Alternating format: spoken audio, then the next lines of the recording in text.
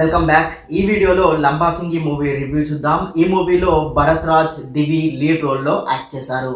Heroine గా debut ఇచ్చిన దివి మంచి పెర్ఫార్మెన్స్ తో ఆకట్టుకుంది. హీరో భరత్ రాజ్ కూడా డీసెంట్ పెర్ఫార్మెన్స్ తో ఆకట్టుకున్నాడు.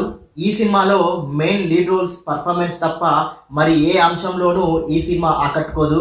స్టోరీ లైన్ ఓకే అనుకున్నప్పటికీ దాని కథనం బోరింగ్ గా ఉంటుంది. సినిమా చూస్తున్న కొద్దీ నెక్స్ట్ ఏం జరగబోతుందో ముందే అర్థమైపోతుంది. స్క్రీన్ ప్లే అసలే బాలేదు. సినిమా మొత్తం బోరింగ్ నరేషన్తో విసుగు తెప్పించారు. చాలా చోట్ల లాజిక్స్ మిస్ అయ్యాయి. డబ్బింగ్ వర్క్ అయితే వరస్ట్గా ఉంది. మెయిన్ లీడ్ తప్పితే మిగతా యాక్టర్స్ యాక్టింగ్ అంతగా మెప్పించలేదు. డైరెక్టర్ సెలెక్ట్ చేసుకున్న స్టోరీ లైన్ బాగుంది, కానీ దాన్ని ఇంట్రెస్టింగ్ గా స్క్రీన్ పై చూపెట్టడంలో ఫెయిల్ అయ్యాడు. సాంగ్స్ పర్లేదు అనేలా ఉన్నాయి. బ్యాక్గ్రౌండ్ స్కోర్ మాత్రం బాలేదు.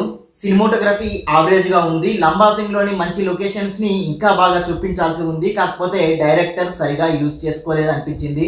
ఎడిటింగ్ పర్వాలేదు. స్క్రీన్ ప్లేని సీన్ టు సీన్ గ్రిప్పింగ్ గా రాసుకుంటే బాగుండేది.